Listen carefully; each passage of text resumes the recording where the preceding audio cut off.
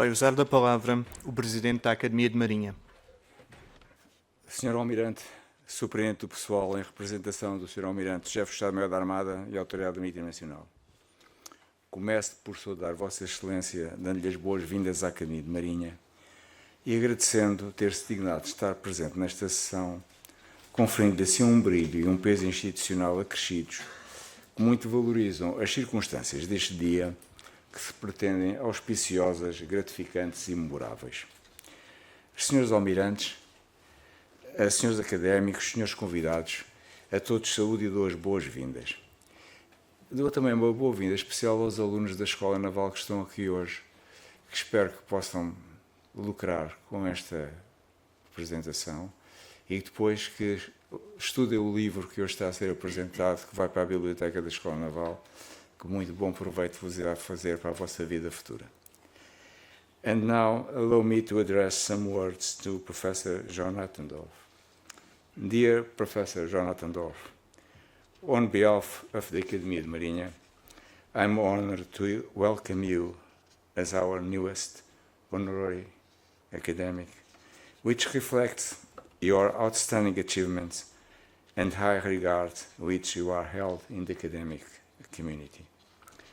I'm very pleased for the opportunity we just had to hand you in person the diploma of your honorary membership, and we are all very pleased for the opportunity to have you here today.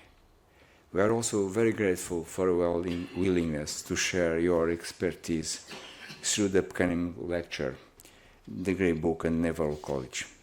Your insights in NIMITZ world are highly anticipated. Thank you for contributing to the enrichment of our academic environment. Everybody here knows very well Professor Hattendorf. However, tradition must be served. Therefore, I'm going to read a short summary of his very long and notable curriculum vitae. I start to emphasize his outstanding contributions to the field of maritime history and naval strategy. His distinguished academic career, spanning over 4 decades, has profoundly shaped the study of naval warfare and maritime heritage on a global scale.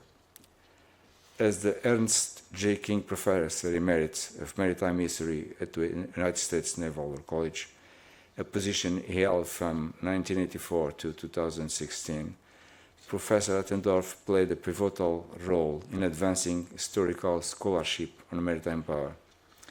His tenure included significant leadership positions, notably as Chairman of the Advanced Research Department, 1986-2003, Chairman of Maritime History Department, and Director of Naval College Museum, 2003-2016. As a former surface naval warfare officer, Professor Hattendorf's academic journey is equally remarkable. He holds degrees in history from Camden College AB, Brown University AM, and University of Oxford, Doctor in Philosophy and Doctor in Literature.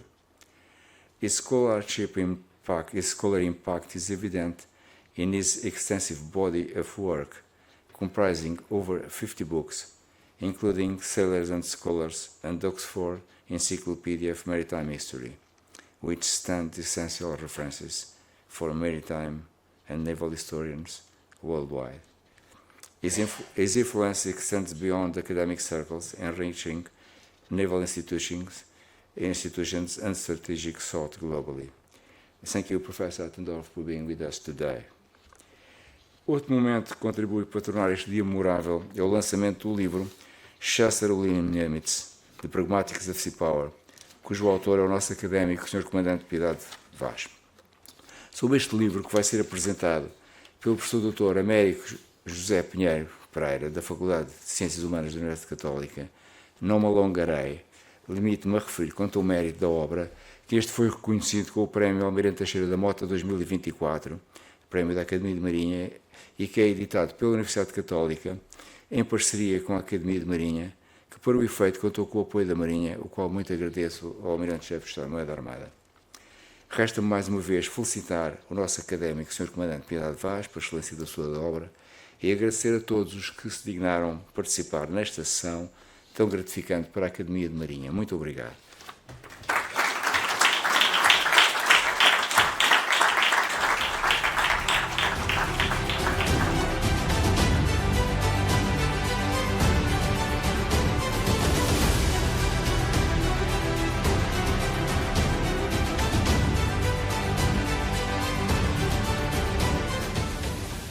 Vai dar-se início à apresentação do livro Chancellor William NIMITZ, The Pragmatics of Sea Power, da autoria do Sr. Comandante Piedade Vaz, pelo Professor Dr. Américo Pereira. Excelentíssimo Sr. Almirante Pedro Proença Mendes, Superintendente do Pessoal em representação do Sr. Almirante Jorge Nobre de Sousa, Sr. Vice-Almirante José Manuel Silva Carreira, digníssimo Presidente da Academia de Marinha, Sr. Professor John Hattendorf, His Excellency Emeritus Professor of the Naval War College, demais autoridades, ilustríssimos académicos, distintos membros do oficialato, minhas senhoras e meus senhores. As palavras de apresentação que se seguem serão em inglês, por deferência para com o Sr. Professor John Hattendorf. I begin by thanking Admiral Nobre de Sousa for the most honoring invitation to be the one presenting the work that is the reason which gathers all of us here today.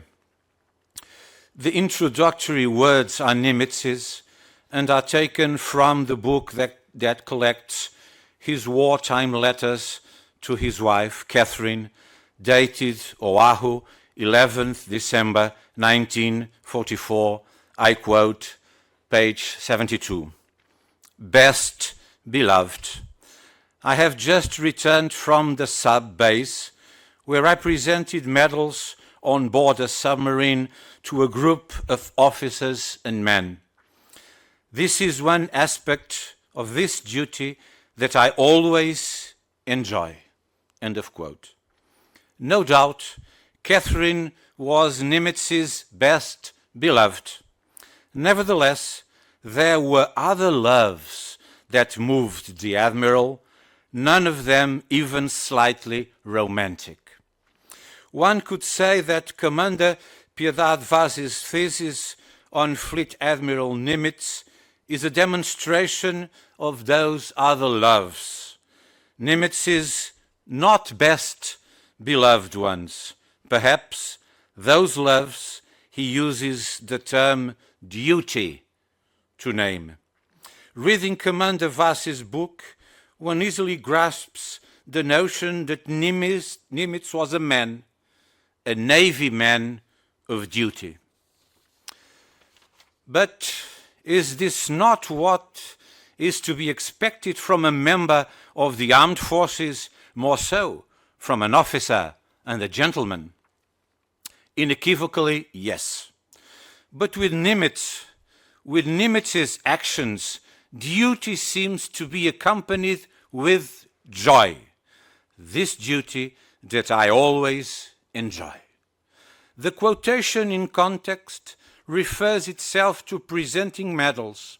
However, the general ambience one perceives around both Nimitz's actions and their effects, after reading the thesis that gathers here us today, is one of joy within the fulfilling of duty. This is something rare. That would be a quite evident state of mind if all that the Fleet Admiral had to do was to present medals, even at war.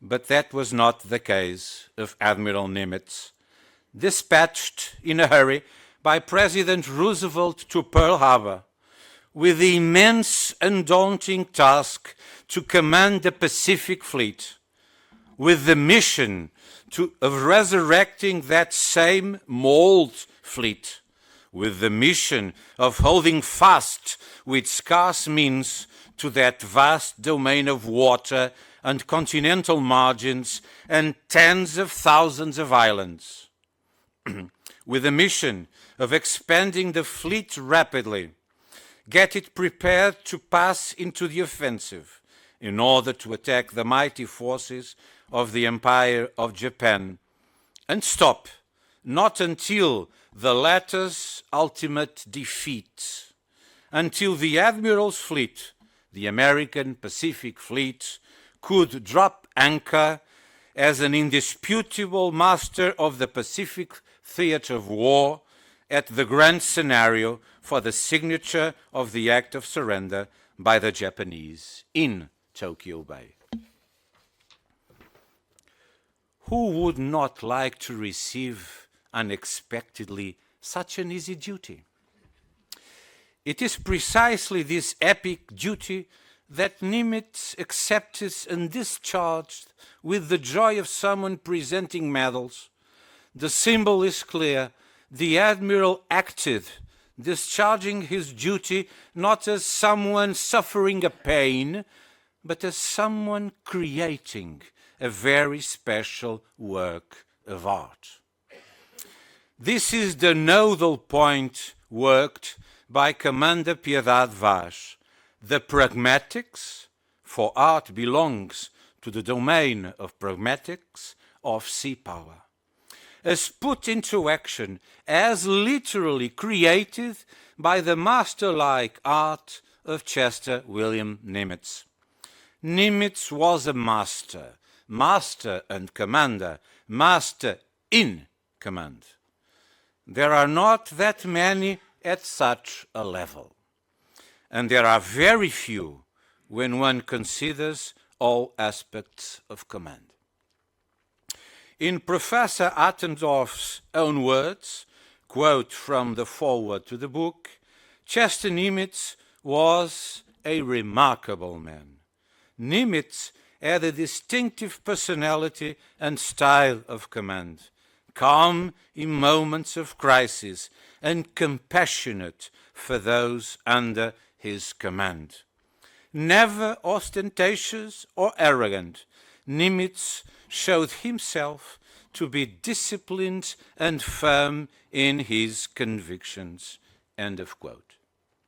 This is precisely what Commander Vaz manages to expose in his book. Nimitz is not just the admiral who won the Pacific War against the Japanese enemy. Someone else would eventually have done it if Nimitz had not been appointed. But why was he appointed over so many senior officers? Was President Roosevelt eluded, misguided? Not quite. He knew his admirals, and he knew that the right man for this particular task, under the dire circumstances then imposed, was no other but the junior Nimitz. To understand all this in due detail, I am afraid you will have to read Commander Vaz's book. The importance of Nimitz's ethics and of Commander Vaz's thesis on the theme transcends the worn-out idea that being ethic is doing things according to some or other table of rules, but resides rather in manifesting the complete adhesion of a man's actions to his principles, principles that Nimitz upheld for the entirety of his naval career, his joyful duty, his second best beloved. Wars are not fought and won and lost by names. Dick Best was not a name. Wade McCluskey was not a name. Their names did not send to the deep six the Japanese carriers at Midway. It was their flesh that did so. Names are not cannon fodder. Human flesh is. Nimitz is not a name. He was a man made of human flesh. a man who never ran away from being cannon fodder, but a man who governed. Such a beautiful maritime expression, Platonic. A man who governed his men, all his people, and his assets with eyes set on the unwavering stars that are the pharos, the lighthouse, the beacon that guide the Kubernetes. That's the Greek name for the thing.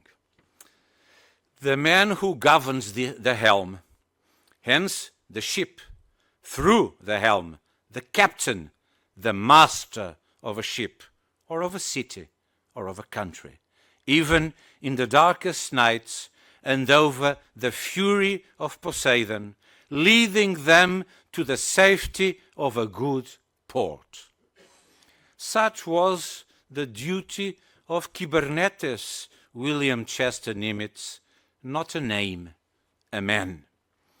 Works of excellence, such as the one written by Commander Francisco Emílio Piedade Vaz, contribute to maintaining Nimitz not just as a name, but as a living memory, a living example, so in need in these that are our days, dark, and with very few trustworthy beacons to turn our eyes to. Thank you very much, Commander Vaz, for the beautiful and joyful duty you discharged in the form of this book of yours, of ours, a work that I invite everyone to read with joy. Thank you all for the generous patience granted to these poor words. I salute you all. Thank you very much.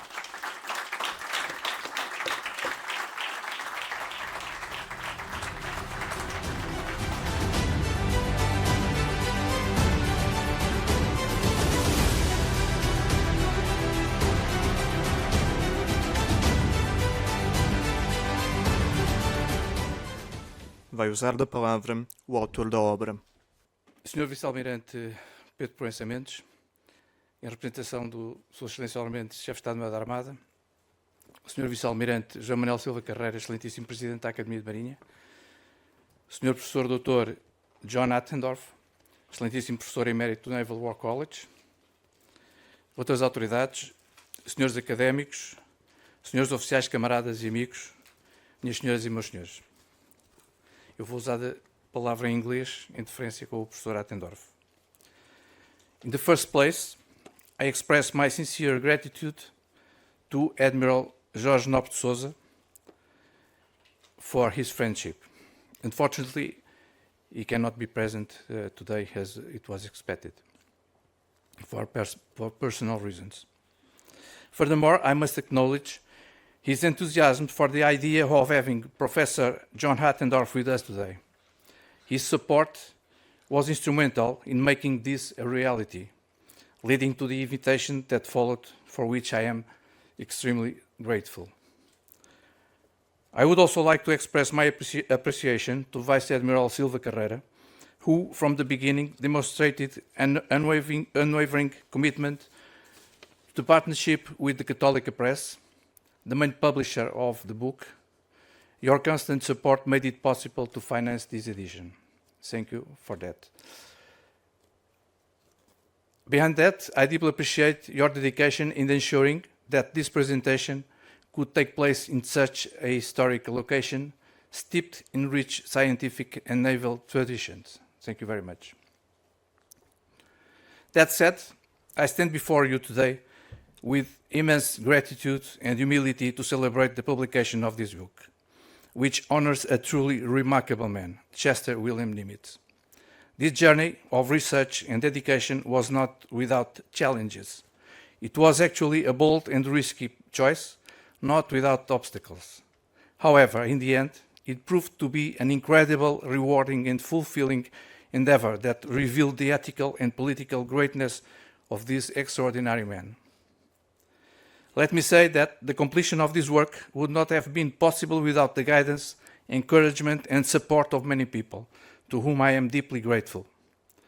I sincerely thank Professor Américo Pereira for the enlightening presentation of this book. His intellectual rigor and deep understanding of human nature added great depth to this work. I really appreciate your generosity in sharing your knowledge and perspective with us today. I would also like to thank Católica Press CEO, Anabel Antunes, for her unwavering support and the exceptional work of her small but dedicated team. Your professionalism, meticulous attention to detail, and passion for publishing were instrumental in bringing this project to fruition. I am truly grateful to you for your hard work and commitment. Allow me now a moment to address someone very special who came across the Atlantic just to be here today, Professor John Brewster Hattendorf. Dear Professor Hattendorf, it is often said that there are no free lunches. However, your presence here today not only refutes that notion, but also demonstrates that some individuals are dedicated to achieve good, doing good for the others, that which, in the Western tradition, is known as the common good. Your scholarship has been a guiding light throughout my research, and your encouragement has been invaluable.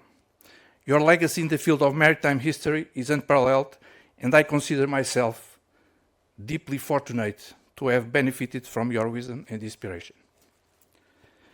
To say that it is an honor and privilege to have you here today is an understatement. In fact, I have difficulty finding words that fully express my gratitude for your unwavering support, your inspiration, and most of all, your friendship. I know I will never be able to fully express my deep gratitude for your generosity and constant willingness to help. All I can say is that your kindness will forever remain engraved in my heart. Forever, the mark of your friendship. God bless you.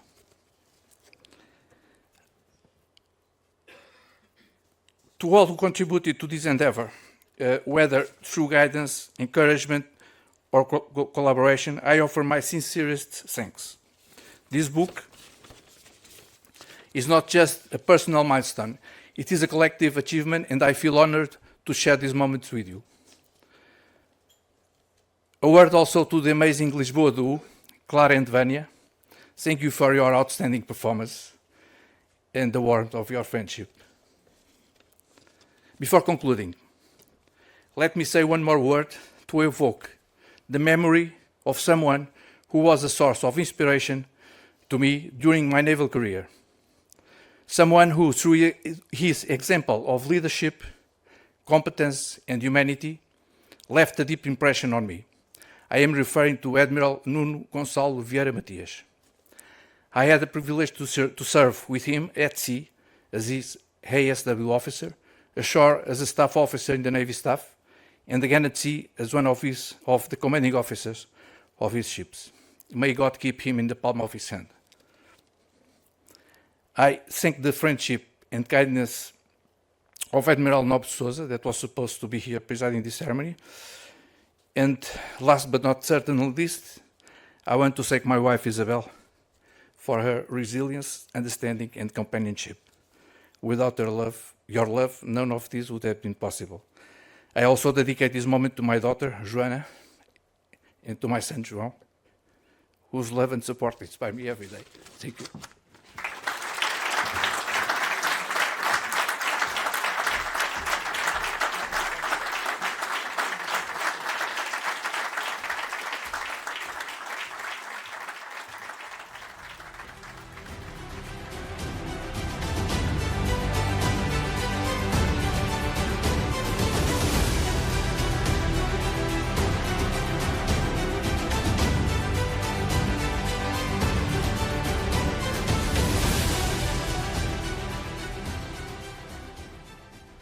Vai dar-se início à conferência The Grey Book and the Naval War College pelo Professor John Hattendorf. And now Professor Hattendorf is going to present his lecture on the Grey Book and the Naval War College to us. Professor Hattendorf, please, you have the floor. Admiral, ladies and gentlemen, it's a great pleasure to be here. A great thank you for the great distinction of being elected an honorary member. I'm deeply grateful to you. And it's a great pleasure to be back here again after, I think it's 12 years since I was last standing at this podium. Today I want to talk about Admiral NIMITZ and the Naval War College. There you see the building, one of the older buildings of the college that's still used today.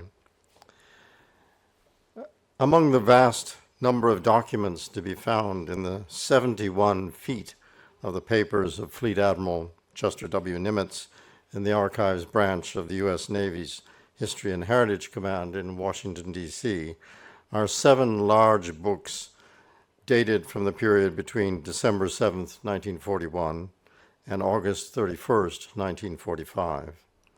An additional 8 books contain selected dispatches relating to the Battle of Midway. The books were originally bound in gray binders that gave the documents the nickname that Nimitz's staff used, the Gray Book. Curiously, they made it into one word, Gray Book, and spelled it with an A rather than an E. So it's very odd. But more formally, these books were labeled. This is actually a page from it, bound in. They were labeled on the cover as Command Summary, and on the inside, as you can see here, they were confusingly called War Plans. A look inside reveals that this document is far different than the title suggests. It is the record of the combat situation that the Commander-in-Chief Pacific and Pacific Ocean areas faced each day in the war. It tells what Nimitz knew and what the bases and the reasons for his daily command decisions were. As one scholar has written, it is the most authoritative source on the Pacific War available anywhere. For many years, historians ignored this source. If they used it, they often did not understand what it was. It was one of the most important sources that Commander Vaz has used very effectively in his new book, Chester W. Nimitz, The Paradigm of Power, Sea Power. But what was the operational purpose behind this book at sea, or in the Admiral's headquarters? Where did the ideas come that motivated it? The document has several important connections with the Naval War College. First, Nimitz had long-standing ties with the college. He was one of the very few officers who gave their first lectures to the Naval War College as a lieutenant, and in his case, in 1912. As executive officer later of the battleship South Carolina in 1918, he took a Naval War College correspondence course. And in the autumn of 1922, he had joined the 11th month resident course at Newport during the last months of Admiral William S. Sims' period as the president. And this is the picture of his class. You can see that is Nimitz there at the top, and directly above Admiral Sims, right here.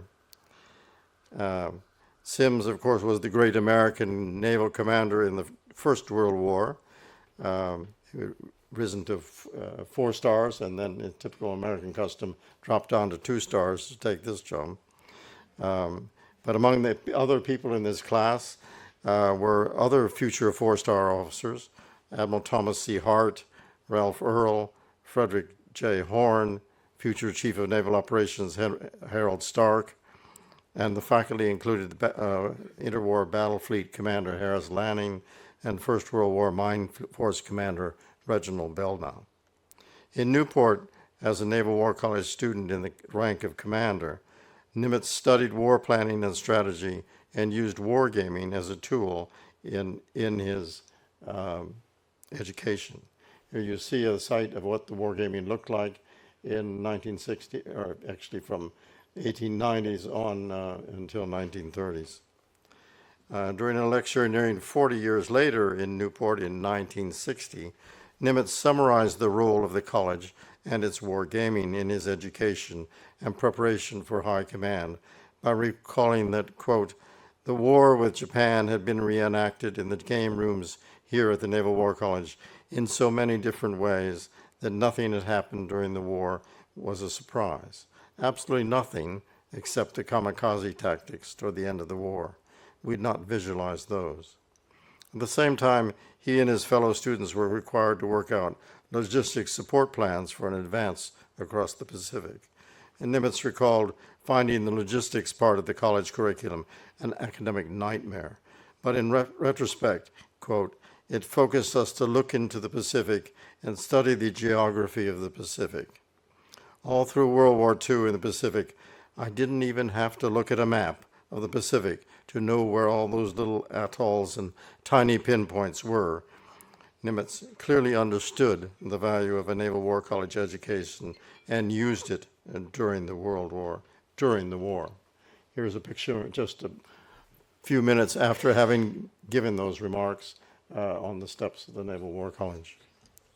Later as a Rear Admiral and Chief of the Bureau of Navigation from 1939 to 41, the officer responsible for personnel actions, he found that the current war plans of the United States called for closing the Naval War College as it had done during the Spanish-American War and during World War I. In March 1941, Nimitz formally changed that policy in order to allow the college to carry out its educational role during the wartime and prepared for an expanded role in the peacetime war period afterwards. Nimitz's personal connections to the college as a Naval War College alumnus and key supporter are the essential background to the story of the Gray Book. As Commander-in-Chief, Nimitz certainly manifested his Naval War College education, which he shared with most of his flag officer colleagues and staff during World War II. And when the United States entered the war in 1941, every flag officer in the United States Navy, but one, was a graduate of the college. By extension, the Gray Book clearly reflects what the college had been doing in the interwar years to prepare officers for staff duties in wartime and to think critically when making operational decisions in positions of high command. From 1910 to 1942, the college had been developing and refining a specific process for naval operational planning. It's called the Americans call it the applicatory system, which developed from German naval and military thinking, and was properly known among the staff in the short term as the estimate of the situation. But that name was really only the first of three fundamental steps in dealing with military and naval problems. These steps were first analyzing or estimating the situation to determine the plan of action and decisions to be made. Secondly, translating the decisions to be made into orders. And three, translating the orders into action. The Naval War College adaptation of this method may be attributed to Commander William L. Rogers, which is a picture here. He had been assigned to the Army War College in 1907. The Army War College began long after the Naval War College in 1903 under Brigadier General Tasker Bliss as its first commandant. And interestingly, Bliss had been one of the first staff members, faculty members of the Naval War College, who served as a lecturer on military strategy in the college's first academic years in 1885 and 1887. And he had a long interest in the professional link between Army and Navy. As Army War College President Bliss established a link between the two colleges by arranging for joint studies of war problems. The studies of problems that produced a set of rules for joint maneuvers and standard procedures for Army transport to follow them under naval convoy. Bliss's successor carried on with further arrangements, and in 1906-07, the first 2 naval students were sent to the Army College. One of them was H.S. Knapp, who had graduated from the Naval War College in 1897. In the autumn of 1907, William L. Rogers was sent to Washington to act as the liaison officer between the 2 colleges and be the naval advisor to the Army staff concerning naval matters. As he put it, the method of work of the Army War College was the applicatory system, Rogers wrote. It has specific situations as a basis for study and pass for these to generalizations. Lectures, the preparation of monographs, and field exercises and studies were all employed as auxiliaries in the effort of the staff to teach. The college regarded it as a duty to instruct this class in sound methods of thought, to inculcate a common doctrine of war, so as to prepare students of the college for ready cooperation and mutual support through knowledge that the same principles of war were being accepted to the Army in all its branches. During Rogers' second year in the Army War College in 1908-09, he continued to serve on its staff and helped developed by wargaming developed by Captain William McCarty Little over the previous 20 years. Instead of following the course a second time, however, Rogers devoted his energy to applying Army methods to solving some naval problems as an experiment. And he wrote, the work of the year convinced me that the Army method was not only practical, but desirable, Rogers said, and it was necessary if the college was to remain alive and progress and grow. Returning to Newport in May 1909, Rogers submitted his views to Lieutenant William McCarty Little, who was deeply interested in them. And when Rogers thereupon suggested that adapting Army methods be formally proposed to the president of the college, Captain Little said, "Oh, I'm not sure we should do this." He said, "The Admiral will no doubt require some weeks to consider the proposal, and before formally adopting it, then the session would be well advanced and the class would be really annoyed by having to make a change in procedure." He said, "So let's just go ahead and do it." And they did. They brought it in very quietly. And by the end of the 1909 summer conference, Admiral Raymond P. Rogers, a relative of Commander Rogers, took over as president, and since he was also appointed head of the naval station, he left the curriculum to Captain Little, shown here. And this was the way these Army ideas came into the Naval War College. They began to excite the interest of the staff, but the available literature on the subject was not extensive at all, certainly in English. But certainly U.S. Army officers had been at work trying to apply the ideas and adapt them. In 1906, Army Major Charles Barth published his translation of Otto Greipencurl's Letters on Applied Tactics, which expounded this system in detail. In the same year, American Army Major Eben Swift published Field Orders, Messages, and Reports. And in 1909, Army Captain Roger Fitch wrote Estimating Tactical Situations and Composing Orders. These 3 works became the standard sources over the next few years as the U.S. Navy began to develop its version of the applicatory system. In the autumn of 1909, after the summer conference had ended, it was time to reflect on the new ideas. Major John Russell, U.S. Marine Corps, a future Commandant of the Marine Corps 20 years later, sought a copy of Barth's translation of Greipencurl. And while he was reading it, McCarty Little stopped in his office, and the two discussed the book. Russell was impressed with its soundness and potential ability and utility in the work of the Naval College, but he doubted it would possibly be interested by other members in it. Russell was not aware of Rogers' early work, so McCarty gave it to McCarty Little, who borrowed it and discussed it with the president of the college. And soon a committee was established, and it worked into a revision of the curriculum. And the link between military and naval thinking was made even closer in November 1911 when Rogers was ordered as duty of president of the college.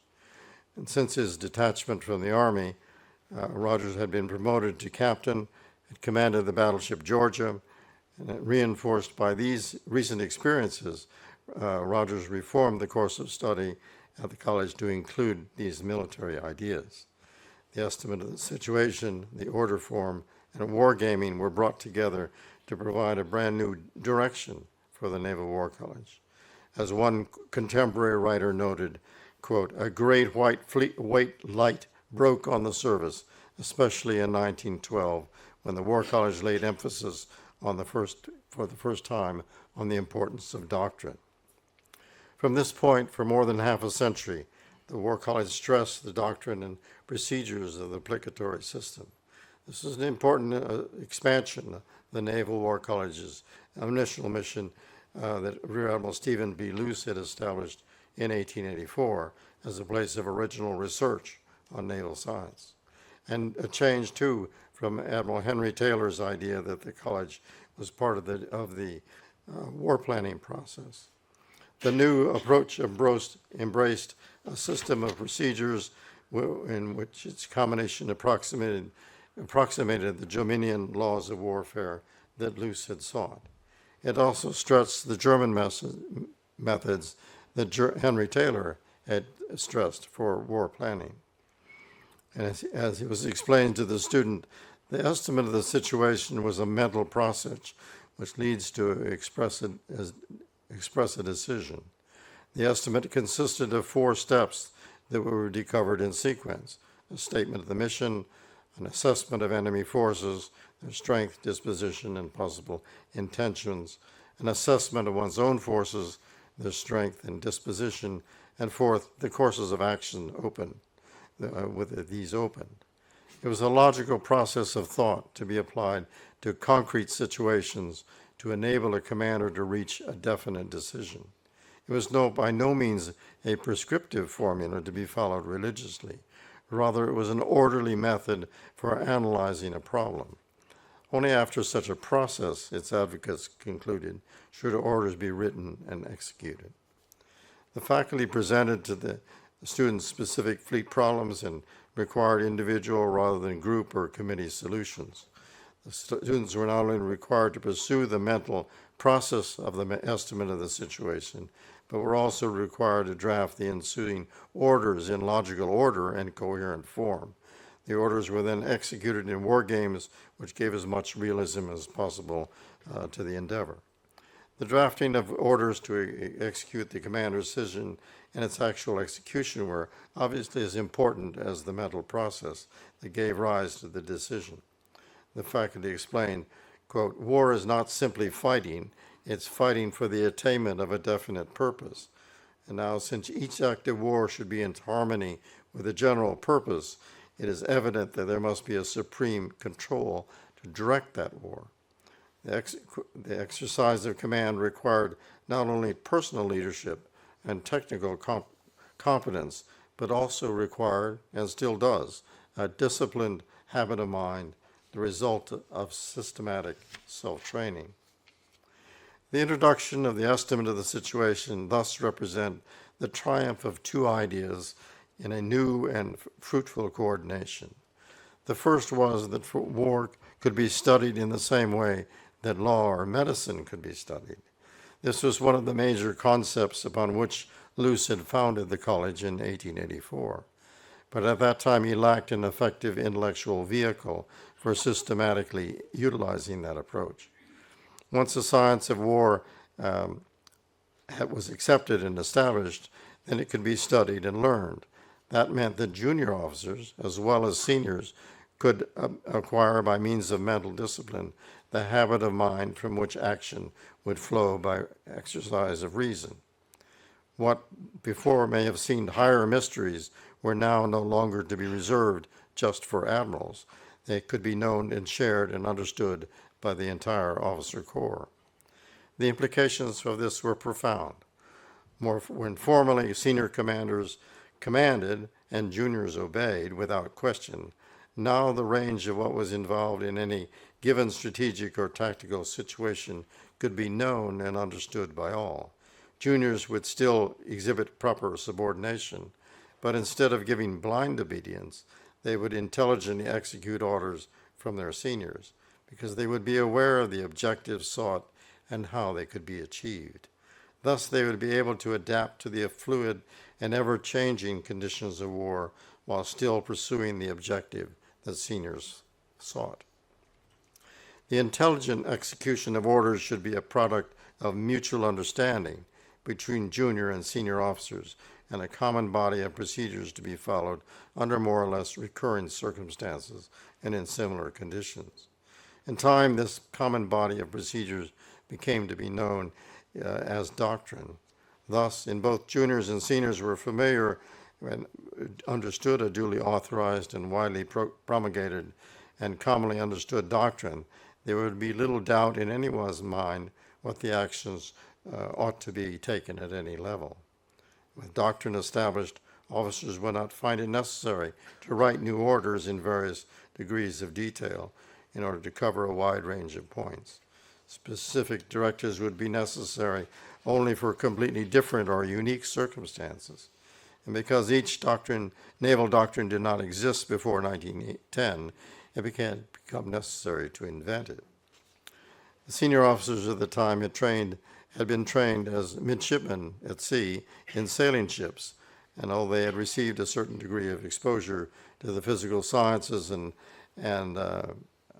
their application at sea by way of their association with steam engineering and electrical systems, yet the intangible service traditions were still rooted in this very earlier and very different age. The requirements of naval warfare in the early 20th century, with new technology, increased mobility and firepower, depended on a much stricter intellectual control, and the mental processes of the estimate of the situation filled that need and was used as the basis for a new approach to naval science. The college developed a pamphlet for this, the Estimate of the Situation, which is the title of it, which had been in use since 1910 to teach the system.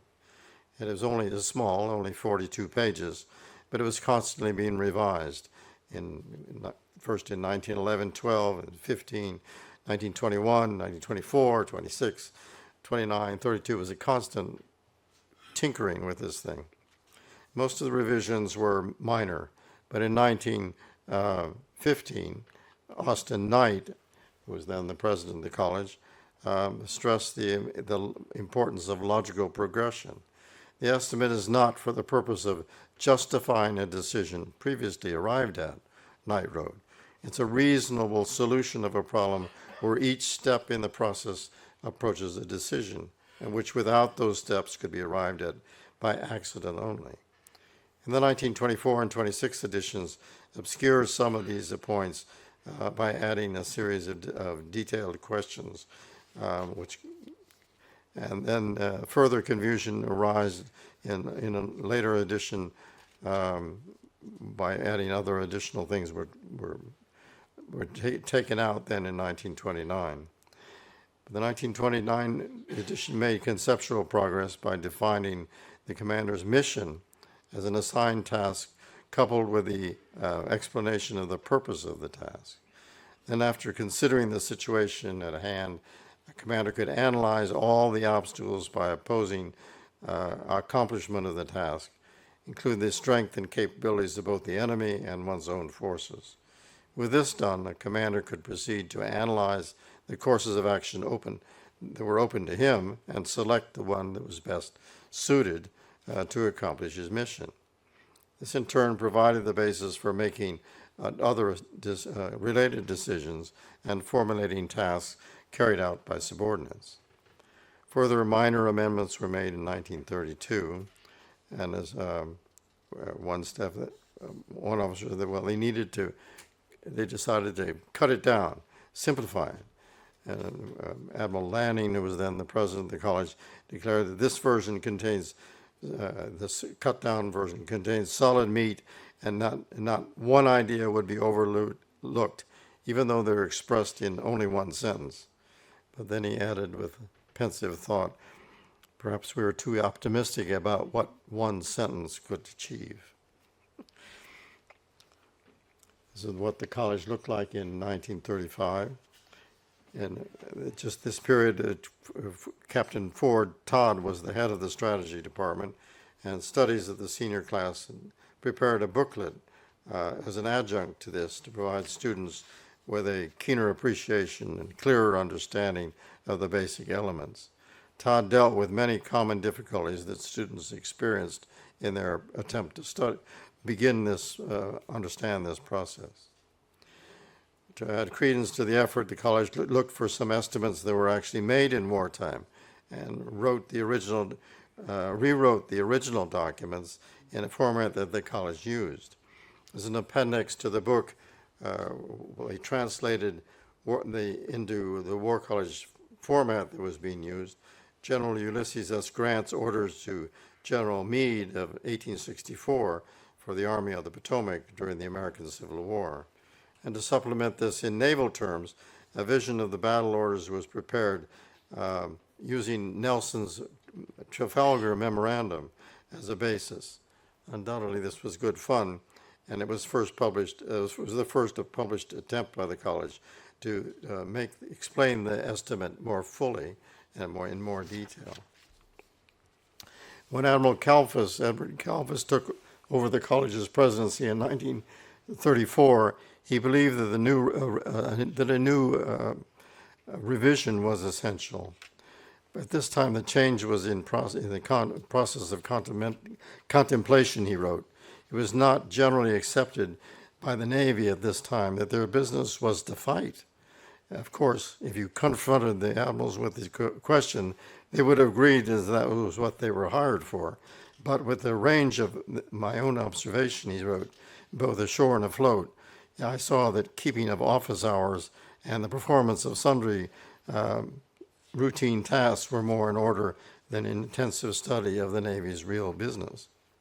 Todd's work had already suggested that the estimate pamphlet had become too short, and Kalfus believed it was vague, misleading, and confusing. Kalfus sought more than a revision. He wanted a complete recasting of the materials for study. To Kalfus, the key to improving the work was to develop it in more logical lines. To do this, he sought outside assistance. Since 1920, William Hawking, a professor of philosophy at Harvard University, had been a regular lecturer at the college, speaking on a variety of subjects, morale and psychology and leadership. In 1934, Kalfus asked Hawking to change his usual topic to a new one that would directly help the college revise this process. Using this lecture, which Hawking had entitled Logic and Its Process, as a basis, Kalfus ordered the staff to begin rewriting the course materials. A year later, however, the staff had made accomplished very little. In the summer of 1935, an Army infantry officer named Edward S. Johnston reported as a student to the college.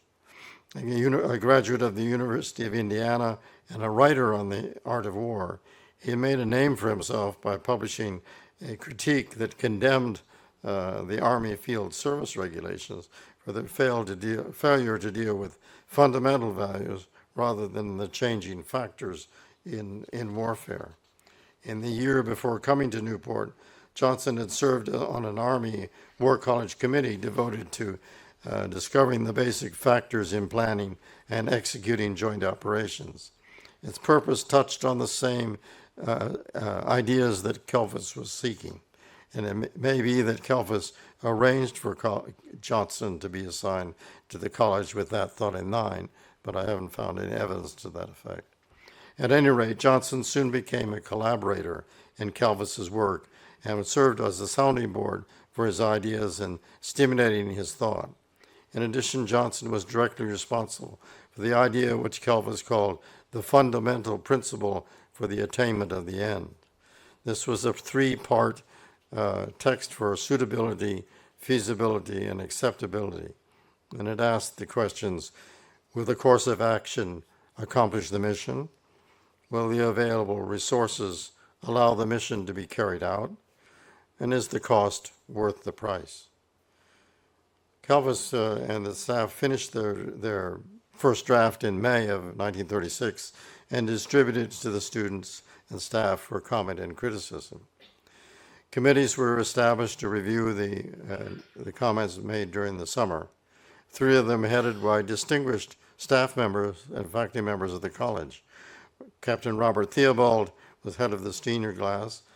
Captain Raymond Spruance was head of tactics in the senior course, and Captain Richmond Kelly Turner, assistant for air operations in the Department of Operations, and one of the college's most effective lecturers on naval strategy. The draft that Calvus and Johnson soon proved to be controversial.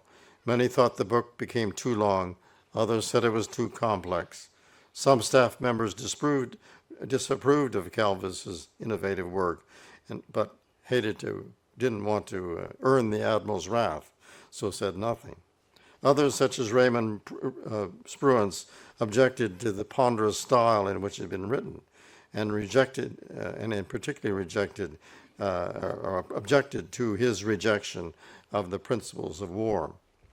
In 1934, those principles the U.S. Army used were just 9. There were 9 principles, and they were just single words: objective, offensive, superiority, cooperation, simplicity, economy, surprise, movement, and security. And these have been part of the Army's doctrine approach since 1921. But the Navy had always had reservations about the use of the principles of war, and they never really fully accepted them. In 1933, Todd's explanation of the estimate declared that if war was conducted by such a formula, you couldn't have distinguished Nelson or John Paul Jones or any famous admiral from their fellow officers. It's just a simple matter to collect maxims, but the difficulty always lies in applying rightly those deductions. Sound decisions depend fundamentally on character, on knowledge, and on experience. These ideas were long ingrained at the Naval War College, and Calvus was just their latest exponent. The use of the principles of war as a means of exercising effective command was, in Calvus's opinion, a very dangerous condition, for it led the unwary to believe that if he remembered the names of the 9 so-called principles, which were, however, just merely 9 names, and not statements of cause and effect, he could feel that he did really understand the fundamentals of warfare, particularly if this practice were approved in effect at the only institution which has existed to study the nature of naval warfare. Spruance disagreed with Calvus on this and argued with his boss, the head of the operations department, it was a man named Captain Wilcox. Wilcox thought Calvus's work was magnificent and forbade Spruance to criticize it. In Spruance's view, Wilcox lacked the courage to tell the truth. The two argued. Spruance disobeyed Wilcox and went directly to Calvus with his criticism. Outraged, Wilcox threatened to destroy Spruance's career for his insubordination. And when the incident finally came to the admiral's attention, Calvus vindicated Spruance, overruling Wilcox's demand that Spruance be punished. With all the criticisms collated, Calvus proceeded to put his book in print. But in the process, he came to the conclusion that the work should supersede the old emphasis, the old pamphlets, and not be merely a new edition. To differentiate his new 91-page pamphlet, he titled it Sound Military Decision. Calvus was, at that point, was just leaving to take up his new position as Vice Admiral commanding battleships in the battle force when the book came off the press. His successor as president of the college, Rear Admiral Charles Snyder, evaluated the book for a year and then issued his own version in 1938, unable to resist that temptation. Snyder recast parts of the chapters and made a more precise treatment of this, which outraged Calvus for tampering with his text, and promoted to Calvus. In the meantime, has been promoted to 4-star admiral, entire battle force in 1938. And Calvus proceeded was by his chief of staff, Captain C.J. Moore, to avoid public confrontation with student Snyder over the issue. In June 1939, when it became apparent that Calvus would not receive an appointment in Washington, Calvus requested his return to the Naval War College to finish his work on the sound military decision. And resuming, as the American tradition at the time, resuming 2-star rank, Calvus brought with him back to the Newport Edward S. Johnston, now a lieutenant colonel. As a result, Calvus's interviewing experience as commander of battle force, he was able to make an important addition to the book. Up to that time, the work had only examined the process up to the point where a decision had been made. Now Calvus could see that it had been a serious omission not to include a chapter on the supervision of the planned action. He immediately added it, and in 1940, several drafts of the new book were circulated, and the draft finally appearing in 1941. This edition is what was in NIMITZ's Gray Book, and that's what it's all about. This is the original edition of this. The book was republished in the Naval Institute's Classics of Sea Power series in the 1990s. But this is the original 1940 editions. You can still sometimes even find these on eBay these days. The students, because of the green cover, they called it the Green Book, or sometimes the Green Hornet. And this 1942 edition is the most famous one of them. It had a few editions later on, but part of an abridged version of this was used. It was used as in the college teaching, and the Chief of Naval Operations, Admiral Ernest J. King, issued a portion of this in his comments P1 on naval directives in order form. In issuing it, King wrote, "The matter contained in this publication is prescribed as a standard in the United States fleet for use in the formulation of all naval directives." So it became a standardized approach. Despite these other versions, later, as I mentioned, other editions were being made. And the point of it was, as shown in this rather complex diagram, but to draw a point to this little thing down here, there are 4 things. This is the 4th step, the supervision of the planned action.